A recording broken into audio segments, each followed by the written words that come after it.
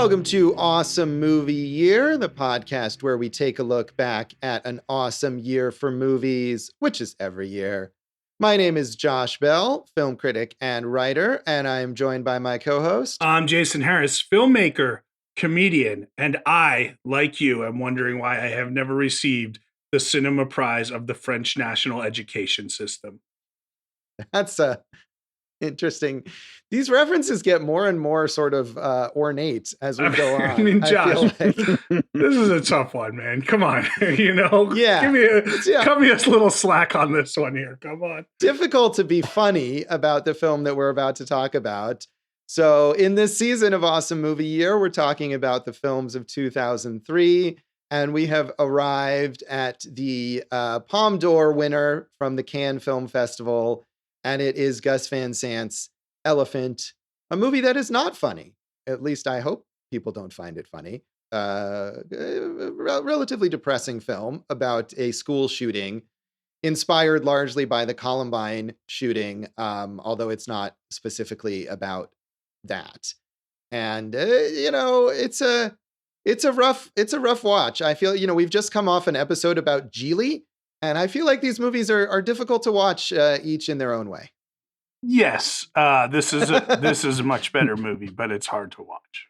So yeah, and I don't even know if I would say it's a better movie. How about a better movie? Yeah, we'll get through that. But at least as Jason alluded to, this did at the Cannes Film Festival, in addition to winning the Palme d'Or, which is the top award at Cannes, as well as the Best Director award for Gus Van Sant, it won the Cinema Prize of the French National Education System, which I don't know if that's something they give out every year. It's a very specific award. Yeah, I don't think they do. But, as you know, I'm not the expert on Cannes, having never won this prize before.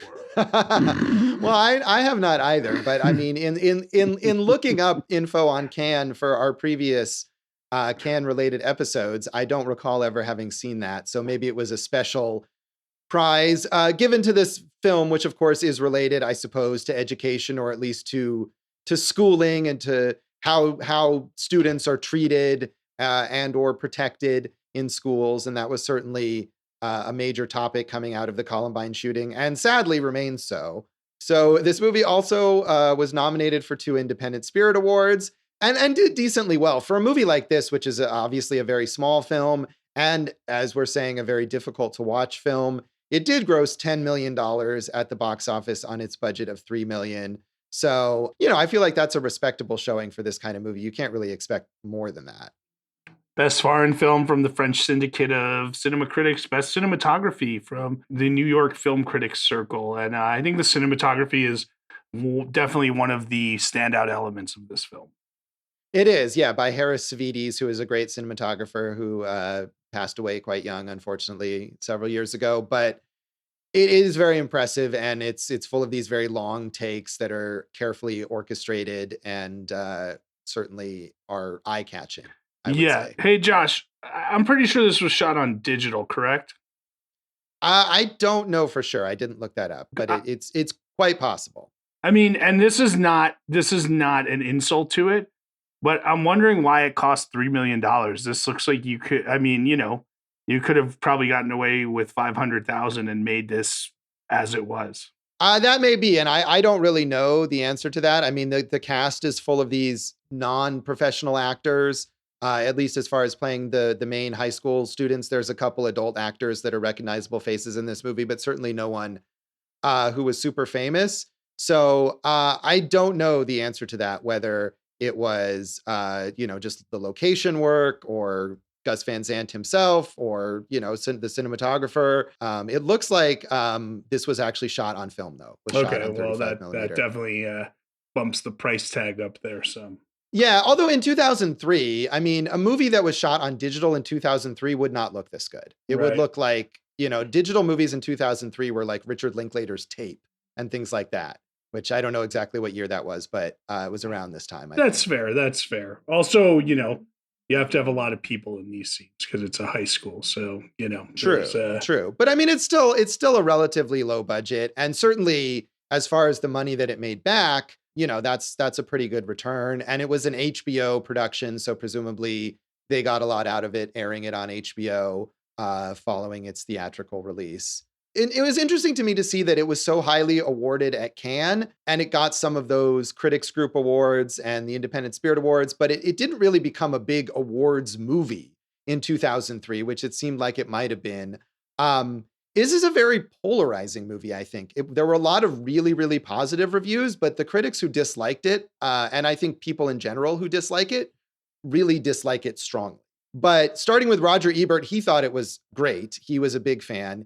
He said, Gus Van Sant's Elephant is a violent movie in the sense that many innocent people are shot dead, but it isn't violent in the way it presents those deaths.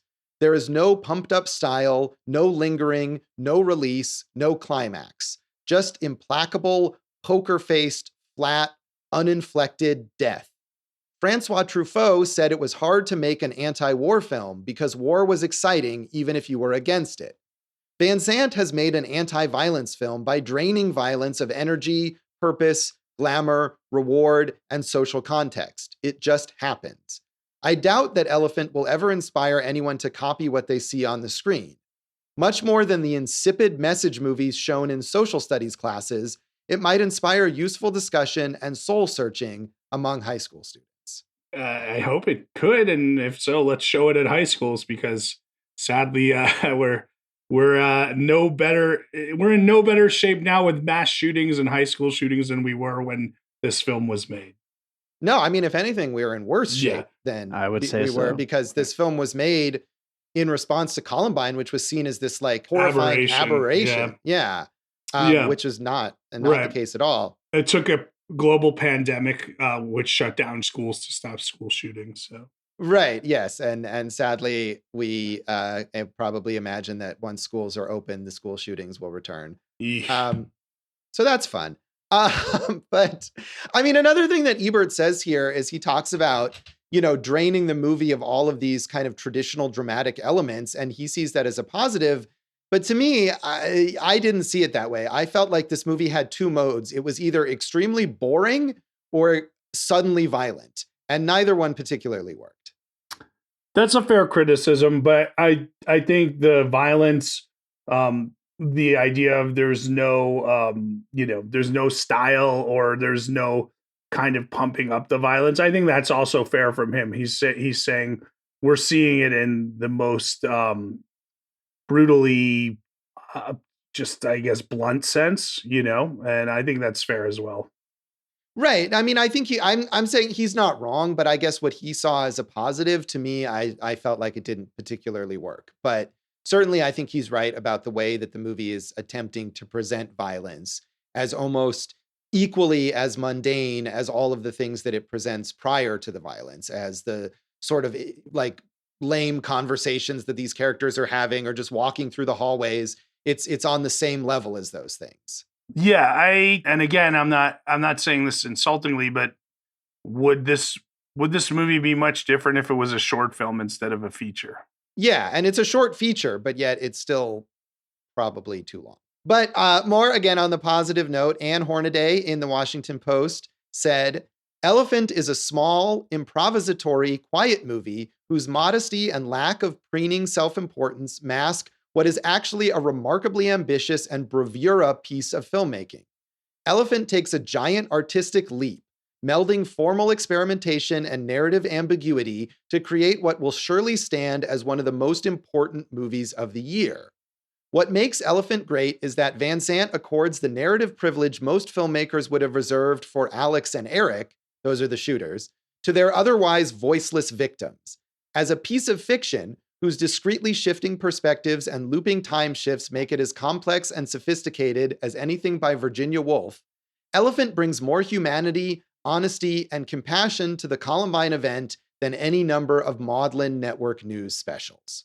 And I mean, I agree that this is better than a maudlin network news special, but I don't know that Van Sant is really creating this complex and sophisticated portrait of the victim characters. To me, it felt very shallow. Yeah, I mean, I think you're seeing them in like their day-to-day activities, just because it could be any day in any school and any people, right? So that's kind of the point of it. Interesting that she said it would go on to become one of the most important movies of the year because people know about it, but it's also kind of forgotten, I'd say. Yeah, it was interesting to me too, even looking at sort of the praise and Roger Ebert being so effusive in what he's saying about it. And his review has this extremely long digression in the middle of it where he talks about Columbine and him doing a news interview at the time and stuff that isn't really that relevant anymore or to the movie itself, but clearly was something that he was really pondering and whatever. And I thought, oh, this must have been on his top 10 list. And it wasn't. But so it's not on his top 10, but it is shouted out in his like special recognition section after the top 10. True, but I think it just shows that there was maybe this visceral response to it immediately that faded somewhat quickly. Yeah, and as we often talk about, if you're seeing this for the first time in a room with other film goers, I think that would heighten the experience. Yeah, that may be true, and I didn't at the time see it that way, and I don't know if you did. I did not. I saw it either through DVD or on a cable station when when it premiered at home, I think. So Right. So we can't really say, and especially seeing it not only in the context of other filmgoers, but seeing it at the Cannes Film Festival where it's this premiere, you don't necessarily know what you're going to get, and having that hit you, I think maybe is an impact that we can't have anymore. But it certainly hit some people in the opposite way. Todd McCarthy in Variety was not a fan. He said, "To make a film about something like the Columbine student shootings incident and provide no insight or enlightenment would seem to be pointless at best and irresponsible at worst. And that is what Gus Van Sant has done in Elephant, an art film exercise that attempts to adapt the improvisational techniques of Jerry to a more real-world setting. This small-scale HBO Films offering achieves some glancing poetic effects during its first hour, but becomes gross and exploitative during the shooting rampage of the final act. The director's name, HBO imprimatur, and subject matter will inevitably draw attention to this failed attempt to find a fresh method to deal dramatically with a traumatic topic." And I mean, I think a lot of the negative response is of the opinion that this movie is insensitive in some way. Yeah, I mean, I didn't see it that way, but I mean, it's so strangely structured that, one thing I noticed on this go around was it's an 80-minute movie and the first hour is just day to day. Oh, you're taking pictures, Eli, isn't that cool? Or, hey, my dad's drunk, we got to get him a ride home. Just really, really basic stuff. Then the last 20 minutes is all shooting, so, which works to shock the audience, but it is strangely structured. So I could see how people would think like it's built up to just exploit. I didn't take it that way. Did you? Not necessarily exploit, but I think as much as this is theoretically, as Ebert describes it, with kind of without this inflection, it's clearly building suspense in a way. And not only because most people who go into this movie will know what the outcome is because of its reputation, but you say, oh, it's an hour of just the everyday stuff. But 20 minutes into the movie, we see the shooters walk into the school and then we step back. So even though they're not shooting anyone yet, we know some shit is about to go down. And so from that, even if you didn't know what the movie was about, from that 20-minute mark until the hour when it gets into all the shootings, you just have that heightened sense of something's bad's going to happen to these people. And I think that can seem like exploitation or like it's cheap theatrics in order to get you to care about this mundane stuff. Yeah. And I didn't quote his review, but Mike D'Angelo, who is a critic who was a contributor to Las Vegas Weekly for a number of years when I was there, often cites this as the movie he hates the most out of any movie he's ever seen. And that is his primary reason for it, is the way that it sort of manipulates the audience with that tease and the way the chronology is put forward. And I think that his response is extreme. I mean, he rates this, he has this ridiculous 100-point scale that he uses to rate movies, and he gives this a 0 out of 100, which is a harsh rating. And I wouldn't go that far, but I do think that structure is detrimental. I don't know how to make this movie,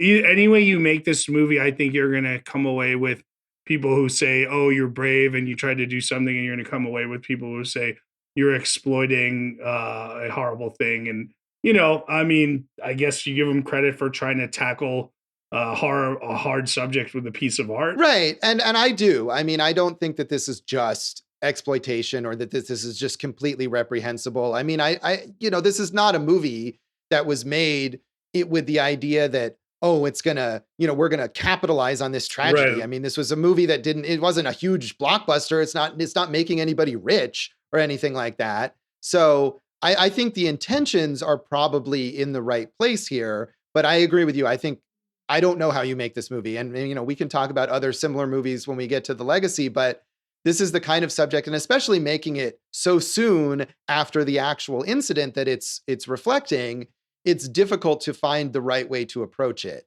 So I appreciate the admiration that some people have, but I do also appreciate the criticism of it and its approach. Was it so soon, Josh? Columbine was what, 99?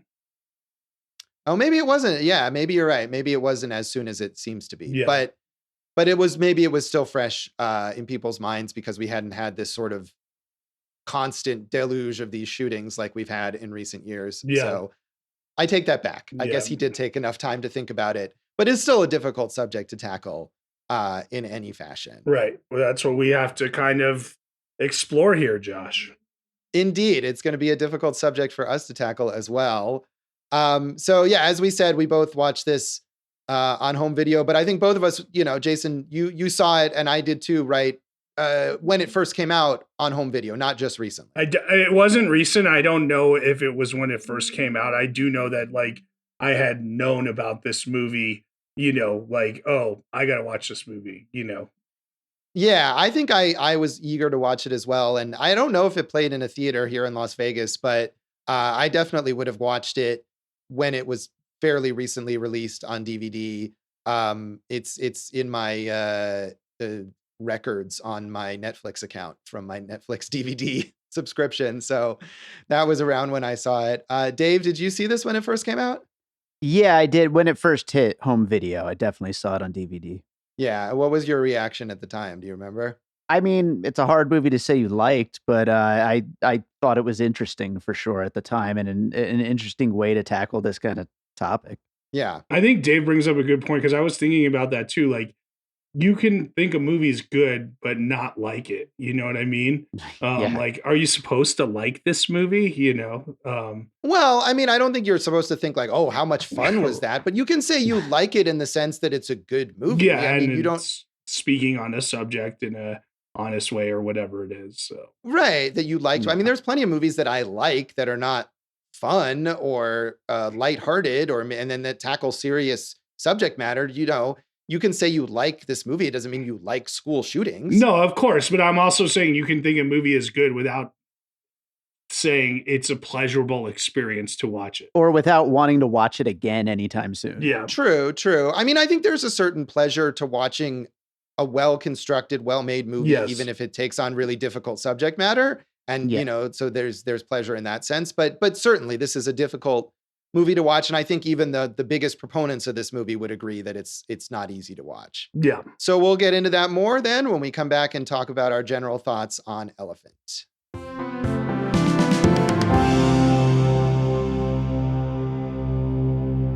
Welcome back to Awesome Movie Year. In this episode of our season on the films of 2003, we are talking about the Cannes Palme d'Or winner, Elephant from Gus Van Sant. And as we've said numerous times already, this is a very difficult movie to watch. And I don't think any of us were necessarily eager to revisit this film in terms of watching it. And that doesn't necessarily, I mean, we'll get into it. That doesn't necessarily mean we didn't like it or didn't think that it was good, but it's certainly not fun to watch. No, it's not. You're getting this, day in the life of a school and all these students, and it moves from one to the next. And eventually, like you said, you see these two characters who, Alex and Eric, who are going to shoot up the school. And they do, but not before you still see many different students just kind of going about, like you said, mundane activities. One guy's developing photos, and one girl works in the library and doesn't want to wear her gym uniform, and three girls are bulimic, and whatever it is, right? And I felt that there was too much of that, like it felt like padding, right? I get what we were doing, but like, even the first guy we see, Jake, right? Like, or John, I'm sorry. John. He, after we see his little first story about his dad is drunk and, someone has to come pick him up. And he, I guess, serves as like kind of a binder to move into the Eli character. And then he's outside trying to get people to not go in because he knows something's going to happen, which I thought they could have explored that a little more, but yeah, I just thought like it was a lot of like, we have to fill this time before we get to this shooting. Yeah, and I felt like the movie opens with that John character and the scene of him in the car with his drunk dad who's weaving all around the road, and he has to convince the dad to stop driving and let him drive. And then he goes into the school and trying to call his brother to get his dad picked up. And there was a lot of, I felt like, good character detail in those scenes that was lacking really in any of the other characters. But also made me feel like I could have watched a movie about this guy, and yet we really go away from him beyond those initial scenes. As you say, there's something where he's the one who spots the shooters going into the school and realizes something bad is about to happen. But there isn't really much else to explore him as a character. And instead, I mean, I think that's probably on purpose that Van Sant has decided that what he wants to do here is have this tapestry of people. So we have a little bit of this guy and a little bit of this guy and a little bit of these girls. And yet it just feels very glancing and superficial. Whereas I felt like he could have delved into this one character and given me something interesting. But instead, I feel like also, especially in some of those other characters, and especially with the female characters, he has a very surface understanding of high schoolers and of teenagers. And that bulimia scene is one of the worst. Like, in a movie that's about a school massacre, that bulimia scene is, to me, far more insensitive and just lazy than the shootings. Well, I mean, it's difficult to speak on because we know there was a lot of improvisation and a lot of these people weren't professional actors, right? So how did they create the characters? Were they basing it on themselves, their friends, whatever? Did these girls know other girls who were bulimic, whatever? Going back to the John thing, Josh, it was very weird for me that they set that whole thing up like, hey, can you get dad at 11:30? Like, they give a specific time where the brother's supposed to be there. And then we never come back to that. It almost seems like they were setting that up for the brother to be there while the shooting was happening, but we never hear anything else about the brother at that point in time. Yeah, I mean, I think, and I read this somewhere either in a review or maybe in like the Wikipedia entry, that it feels like, as we're watching this movie, it feels like it's a whole day, but it actually takes place over the course of like 30 minutes because we keep looping back. And so I think the point of that timestamp in a way is to show you that there wasn't even enough time for the brother to show up. Okay. Yet. That wasn't clear to me. I know that. No, I agree. Yeah. I know that we're looping back and we're, because we're kind of changing perspectives on the same situations as with John and Eli meeting in the hallway, and he takes a picture of them. But it was unclear. I thought it was a little longer than that because, we do see Alex and Eric at home get the gun or eating a sandwich. And I wanted to, you talk about the bulimia scene. What about the scene where those two guys, the two killers, have like a sexual encounter with each other in the shower because they've said they've never kissed anyone before? That felt very, I couldn't even place that in context to the movie.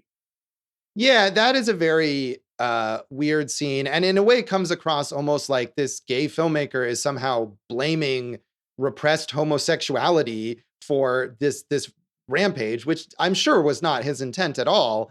But I feel like it also just speaks to this superficial treatment of the way that teenagers are and the sort of lack of understanding. And yes, a lot of this was improvised, but it's a very like intricately structured movie. So the improvisation has to have been directed by Gus Van Sant. It has to have been kind of molded by him and, given a sense of here's where this scene is supposed to go.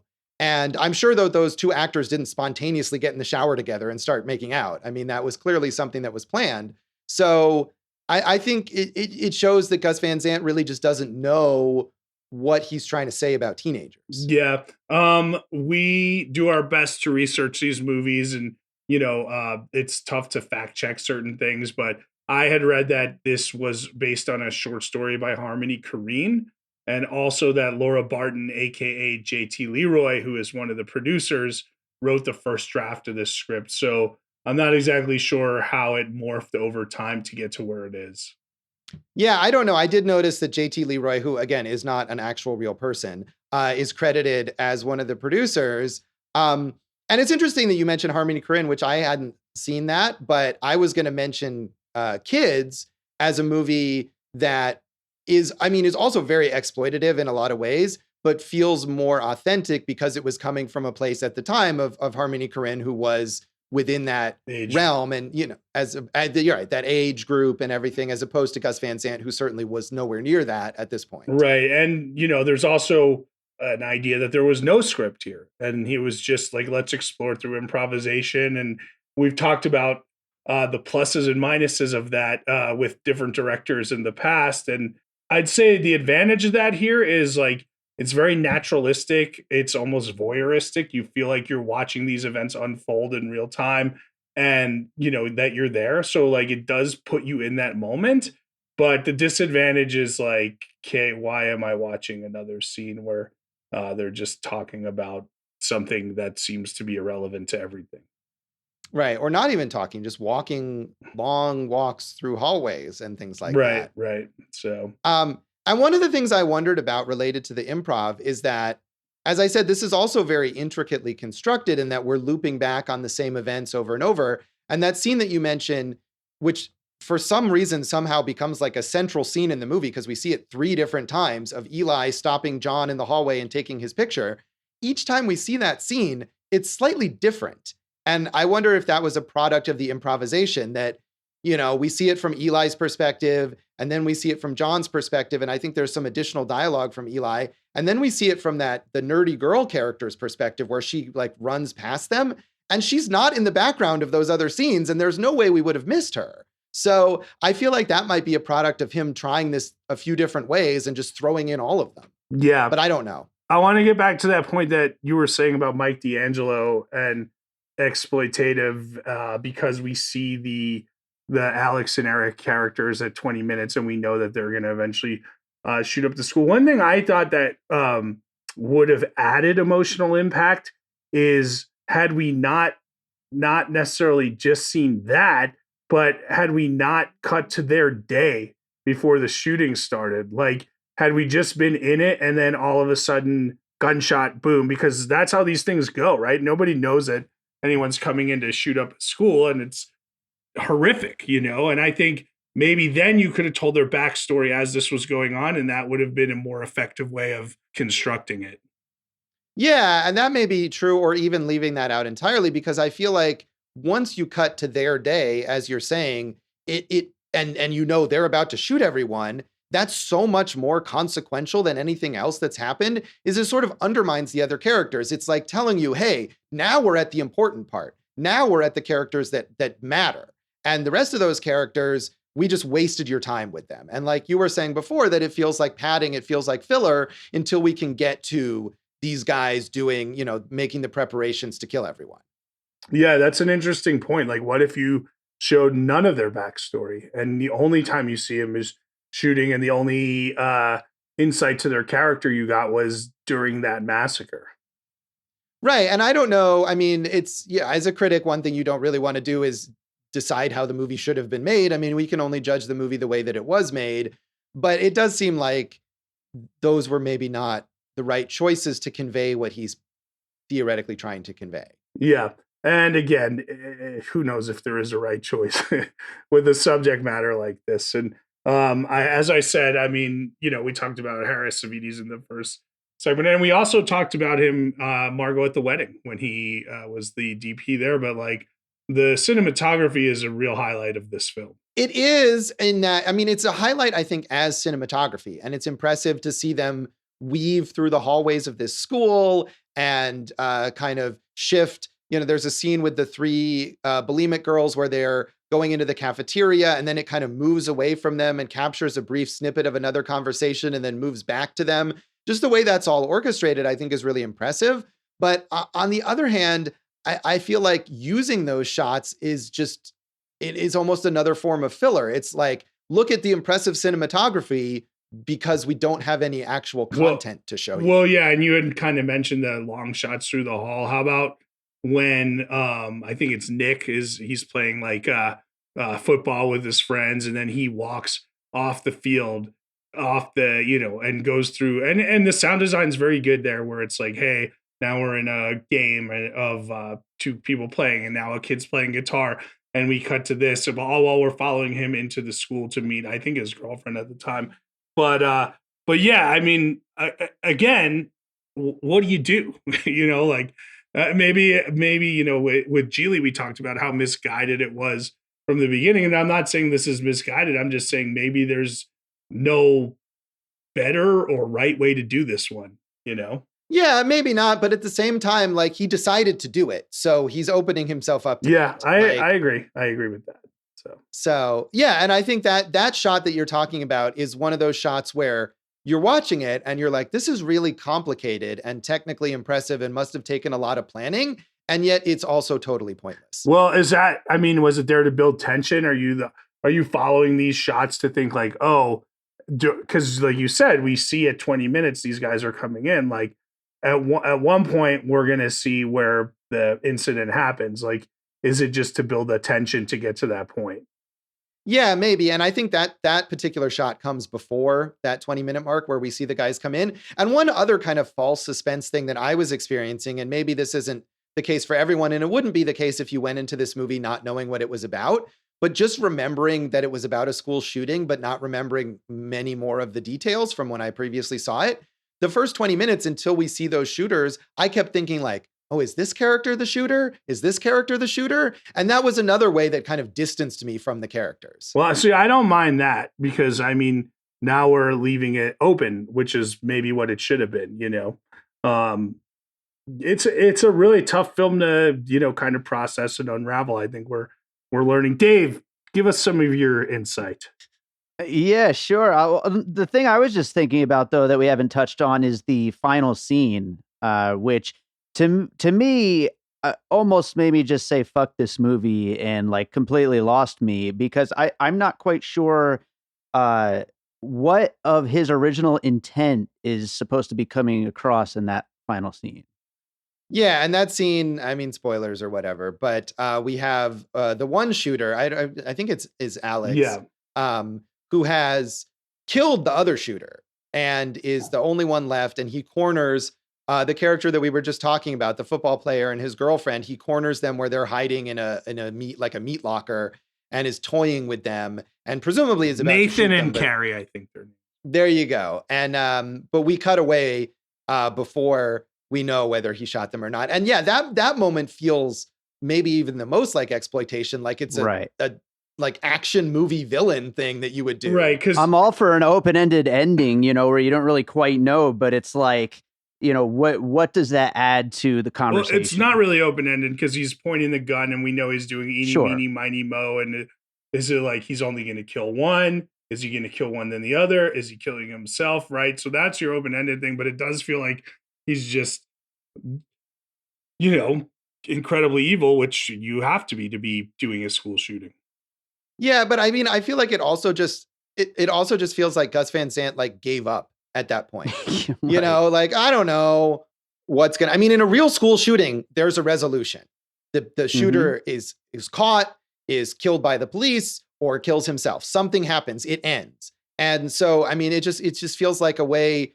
Again, watching it this time, I thought, and because it cuts to this shot that's a repeat of the shot from the beginning, that's just a shot of clouds.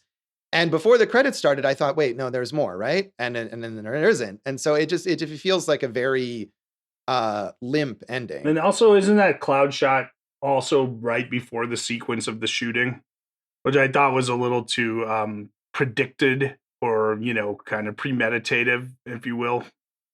Yeah, you may be right. I don't remember for sure. But yeah, I mean, all of it, as much as this is like uninflected, as Ebert describes it, it's not. It's very deliberately constructed in a way to sort of goose the audience, just not in a traditional sense. And speaking of to sort of like rewind a little bit from that final scene, the scene right before where he shoots the other guy, I was so baffled by that.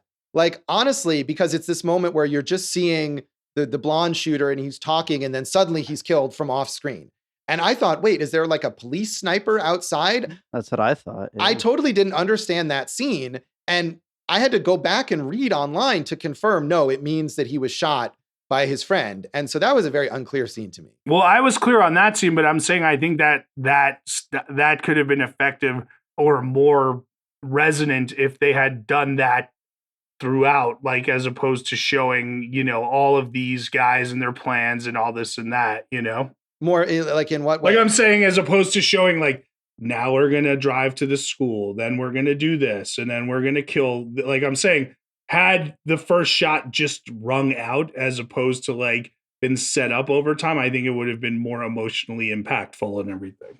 Yeah, no, I think you're right. And certainly that moment is surprising and is a jolt. And I mean, to me, it was also then confusing because after that moment of surprise, I was like, wait, what exactly happened? And I didn't understand.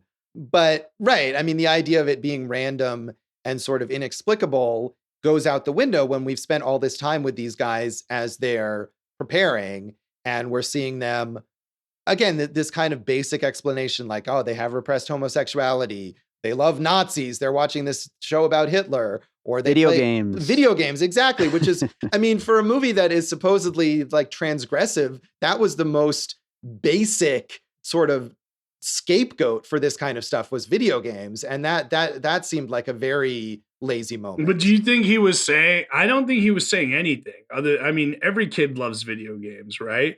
And but we don't see other kids playing video games, do we? No, we don't. I mean, it would have made more of an impact if we had seen, say John, the intro character, if we had seen him playing a video game and then later, he turns out to be he's the one who tries to save people, Yeah, that's but we fair. don't get that. That's fair. Yeah. But I'm glad more kids weren't watching Nazi documentaries, Josh. Well, sure, but they could have been watching a Nazi documentary in history class. That's true. That's something that happens, but they're very specifically not doing that. They're specifically doing it in this way. Yeah. The other thing that kind of, I don't know if it bothered me, but it was just felt like a strange choice, is the character, I think his name is Benny, who is possibly the only Black character in the whole movie. And is introduced very late in the film with his own little title card that has been reserved for these kind of focus characters early in the movie. But it's nearly the end and he's wandering around the school after most people are dead or have escaped. And he doesn't have a single line. He helps this one girl kind of escape and then he just stands there and then gets shot. And I wasn't sure what that... He helps her escape and then he has the choice between escaping himself or going to confront the shooter, and he goes to confront the shooter. And before he is able to do that, Eric turns around and shoots him. I did not get that at all. I mean, he doesn't say anything, and he just kind of stands there befuddled and turns around and gets shot. No, he walks down the hallway. It's back to that hallway scene because it's where the principal's on the ground and everything, and he's going, and you can see him ball up his fist like he's going to go try to punch the guy. So, okay. I mean, maybe that was unclear to you, but I thought it was a clear choice that he made to not leave the school, but instead to go and, try to, figure out what, I don't know, knock out a shooter or something. Yeah, I agree with Jason. I think he was going to try to, help the situation in that moment, but he also just feels like a complete afterthought. Right. I mean, I think, obviously I missed a little detail there, but if he's going to go confront them, he barely makes an effort before he gets killed. And it just feels like a wrong choice to introduce this one Black guy who never speaks nearly at the end of the film and then have him save a white girl and get shot. Yeah, this is 2003. So I feel like cell phones, people would have had them because we did have them in 2003, right? But even John, like, why, I get why he was saying, hey, don't go in there, don't go in there. But why didn't he try to find someone who had a phone, or one of the people he found, go drive to the police station and tell him, I just saw two people in military fatigues going into the school and I think they're going to shoot the school up. Right. I mean, I think one thing to sort of remember about 2003 is that this would have been a rare thing. That Yeah. now you would know, oh shit, the school is about to get shot up. But that wasn't something that was really on people's minds or on people's radar. But the way at he that time. acted was that he knew something bad was going to happen because he kept telling people, don't go in there. True. Yeah. I mean, you can second guess those motivations. I mean, I feel like by the time you get to that, it's like, I'm already sort of checked out of this. I don't know. Yeah. I mean, I think overall this movie just doesn't work. And it's, as you say, it's tough to sort of figure out what would work, but whatever it is, it's not this. Well, I think. Did you feel the same way about it this time as you did the first time you saw it? I think I might have disliked it more the first time I saw it. I don't remember specifically. All I have is my old rating from Netflix when I gave it 2 out of 5 stars. And, I would, spoiler, I'll give it that same rating this time, but I didn't hate it, certainly. And I think I remembered the first time, maybe because in part it was like a big deal and I wasn't looking forward in a way to it. And I thought it didn't work, but I can't remember for sure. So I think I liked it less this time.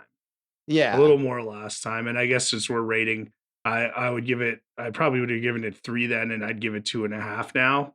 And you're giving it 2 again, right? So yeah, I give it 2 again. I mean, I think I can sort of respect the intent here, but I feel like almost none of the choices that he makes work. Right. And we don't know a better way. We're just opening it up to saying like, here's something, whatever. But right. Yeah. Dave, what do you think? I'm going with 2.5. I keep going back and forth on it between 2.5 and 3, but I'm going with 2.5. And I think I liked it roughly the same as last time. But I do have one question for you guys, perhaps to lighten the mood a little bit. I don't know. But before we're introduced to the shooters for the first time, why does the dog jump in slow motion? I mean, Jason seems to have an answer. No, I don't have an answer. That's Okay. in that long tracking shot, right? That we talked about. That steady cam shot. There's no reason. Maybe it's just one of the nicer things you saw throughout the day, right? And you would remember. I took my dog on a long walk today, and we met some nice other dogs that I remember. I don't. That would be the high point of my day if I saw a dog jump. Did it happen in slow motion though? No, and thankfully there were no shootings. So. Yeah. Yes. Yeah. I mean, to me, it's just one of those like, here's a nice thing. Yeah, one of the nice things of the day, and so we're gonna sort of slow that down and emphasize it to contrast with all the terrible stuff. I guess I can appreciate that. Yeah. So we'll come back then and talk about the legacy of Elephant.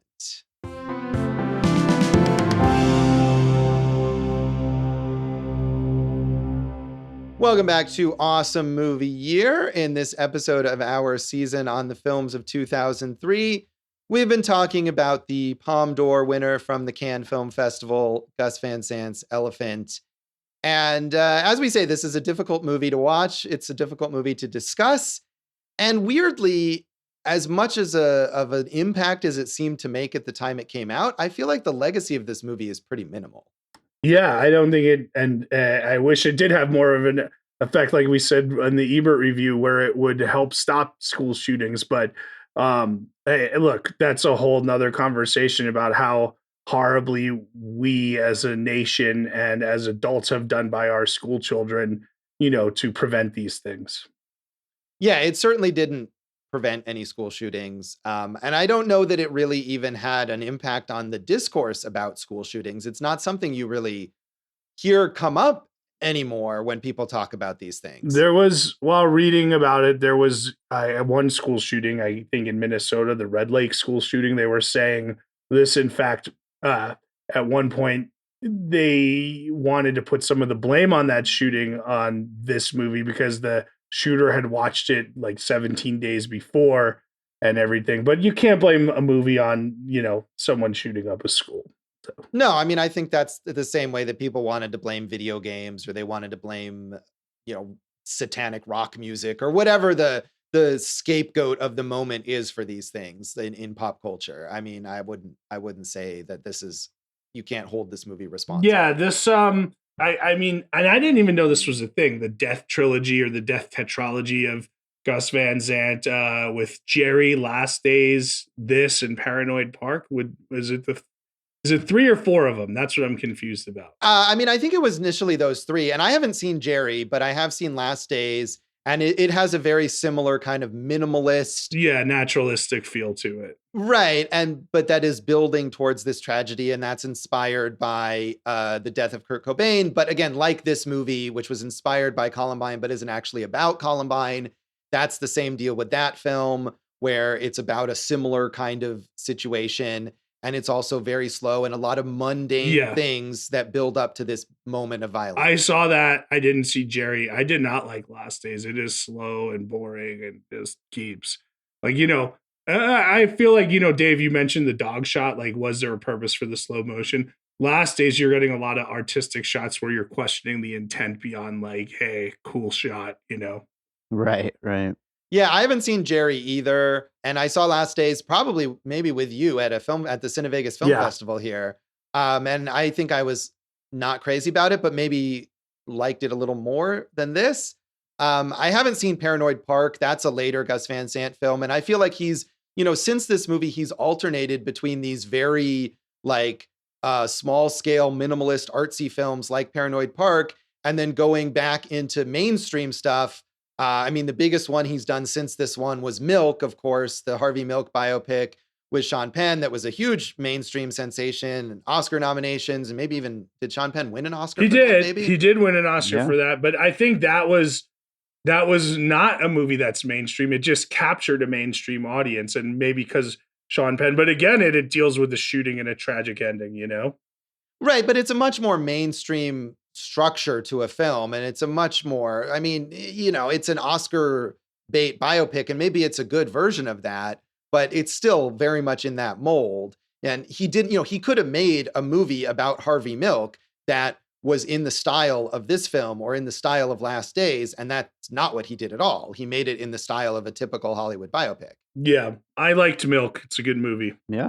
Yeah, no, it is a good movie, and I'm not trying to say that it isn't. I'm just saying that it's not in this style, and I think he's gone on to make some other very mainstream kind of socially conscious films. Promised Land that he made with Matt Damon, which I think is just an absolutely dreadful, heavy-handed piece of crap. But certainly has I would almost rather, I mean, that's like the polar opposite of this movie, where everything in that movie is spelled out in extreme, like pedantic detail about what it's trying to say about a serious issue. Well, I mean, he also did Psycho as a shot-for-shot remake, so why? Right. Well, I think he's had a very strange, and I had forgotten his most recent film is another biopic called Don't Worry, He Won't Get Far on Foot, about this cartoonist who was paralyzed with Joaquin Phoenix, I think, and Jonah Hill also, which is not great, but is very much like, I forgot he directed it because it's such an anonymous, like Hollywood biopic kind of thing. So he's a uneven director, but I would always be curious to see what he does. I mean, he takes on, you can't predict what he's going to do next. Yeah, and it doesn't look like there's much. I was reading up about a project of like the new Gucci collection, but it didn't really say much about it. I would recommend seeing the 2 breakout films of his. Obviously, we know Good Will Hunting is his biggest, most successful movie, and Drugstore Cowboy is a very good movie. I actually haven't seen My Own Private Idaho, so I'm recommending myself to see that. Yeah, and I would recommend myself to see Drugstore Cowboy too, which I haven't seen, or My Own Private Idaho, or really any of those early Gus Van Sant films that got him to the point where he could make Good Will Hunting and Finding Forrester and these bigger mainstream films. So Don't Worry, He Won't Get Far on Foot is from, I think, a few years ago, and I'm not sure what he's got in the works now, but would be interesting. Yeah, and we did mention, I mean, we like to mention these kind of collectives and people who team up for successful runs. Harris Savides, before he died, he did do a lot of cinematography for Van Sant, Finding Forrester, Jerry, Last Days, Restless, and Milk. So that's a lot. And he also shot Zodiac, which I know you love. So. Oh yeah, and the cinematography in Zodiac is amazing. Saviti's incredibly talented and sadly died just like in his 50s. It's certainly quite young. I thought it was interesting that even though all of these actors, again, with the exception of a couple of the adult actors, all of these were non-professional actors. None of them have gone on to do anything of note. The kid who played John Robinson, played Stacy Peralta in Lords of Dogtown. And that's the biggest thing out of any of these actors. Most of them didn't act at all. Yeah. Again. And I think that's, for something like this, again, if we go back to like Kids, the Harmony Korine and Larry Clark, which was full of these people that they just discovered kind of on the street. But a movie like that becomes a pop culture sort of touchstone, or that achieves a lot of attention, usually it'll launch something. And, that movie launched Chloe Sevigny and Rosario Dawson, but nothing from this movie, really. I mean, that guy who played Stacy Peralta, I don't think he's even really been working much since that. Maybe not. So I just thought that was odd, because it's not that the acting in this movie is bad necessarily from these inexperienced people. I don't think it's bad. I mean, I don't think you can really judge in a way, because you need to see him do other things, right? Right. And I guess maybe they didn't have the chance to do that. I was trying to think, we talked a lot about like, how do you approach this? And is there a good way to approach this kind of subject matter? And I was thinking about other movies that take on this kind of thing and whether they work or not. A movie that I know Dave really likes, that we talked about on an episode of Piecing It Together, is Vox Lux, that takes on this, and to me, not well, but takes a different approach to it. I don't know if you want to say, Dave, what do you think works about the way they handle it in that movie, if you want to say? Well, of course, it's just one aspect of the movie, and is it exploitative? Probably, but I think it adds up to a bigger, better picture in Vox Lux. It adds to the feeling of the movie and to everything that comes after it, which there's like a much bigger story involved with pop stars and everything else that this character goes through. No, that's true. I mean, it's not that, but I remember seeing that movie and being amazed at how much of the movie is about a school shooting that I had not expected at all. And a very shocking, like version of that, for sure. Right. Did you ever see that movie, Jason? No, but I imagine you're going to mention one other one that I think we both saw. Okay. Well, I mean, what I was going to mention in terms of something that I think is good is we need to talk about Kevin. I don't know if that's what you were thinking. I hate that movie. Oh, that's interesting. Yeah. I forgot that I love that movie. I think that movie's great. I know. I think we watched that together and argued about it. I think that was incredibly heavy-handed and just skirted dealing with the real aspects of it. I mean, and I think what's good about that movie is that it doesn't show you the violent acts, that it's very much about the psychology of a violent person and about the people in his life, and that it takes you a while in that movie to even realize what Kevin has done or why we need to talk about Kevin.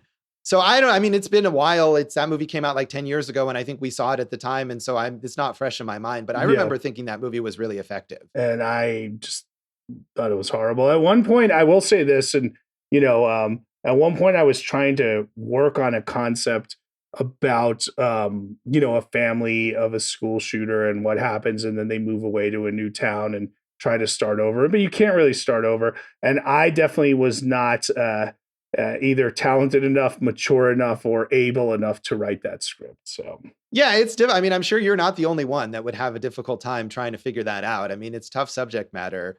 The most recent one, there was a film just this past year called Run, Hide, Fight, which I did not see, but was very controversial and takes this almost like action movie approach to a school shooting, and was very polarizing and politicized, and ended up getting picked up for distribution by the Daily Wire, the conservative news website. Fantastic. And they took that movie on. But I mean, it was a movie that premiered at the Venice Film Festival, and it has recognizable stars in it. I mean, it was a legit film, but that took the approach of, hey, students should be fighting back, and that's the way it should go. No, I don't mind that, and I would be interested in seeing it. It's just that once you said the Daily Wire took it, it makes me think it's probably not going to be well, right. And I mean, and I think that was part of what happened with it, is that it became this political thing, and they took it on because they saw it as sort of an expression of this conservative value.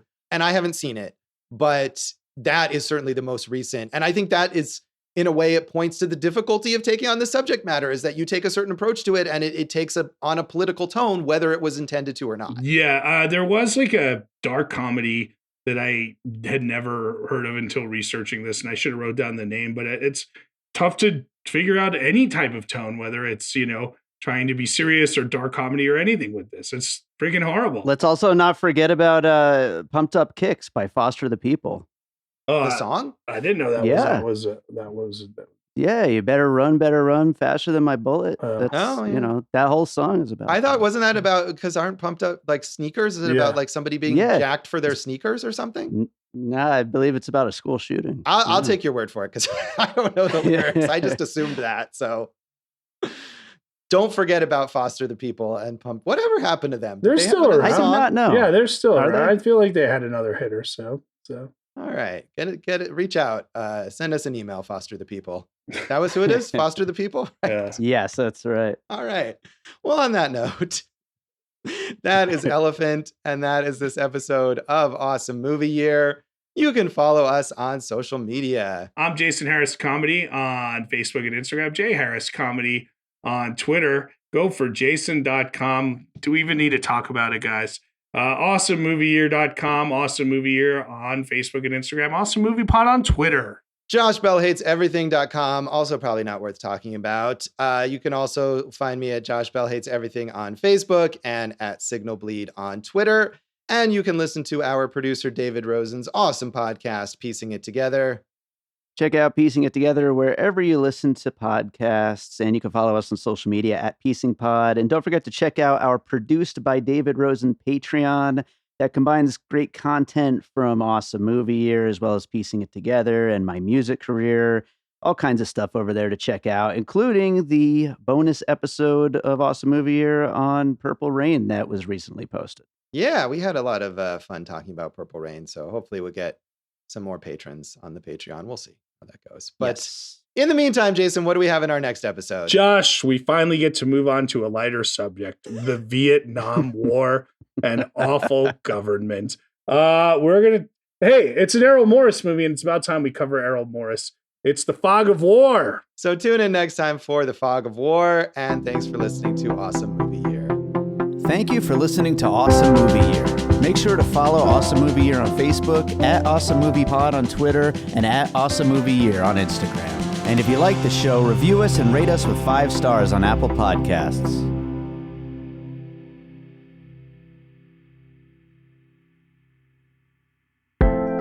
An All Points West production, produced by David Rosen in Las Vegas.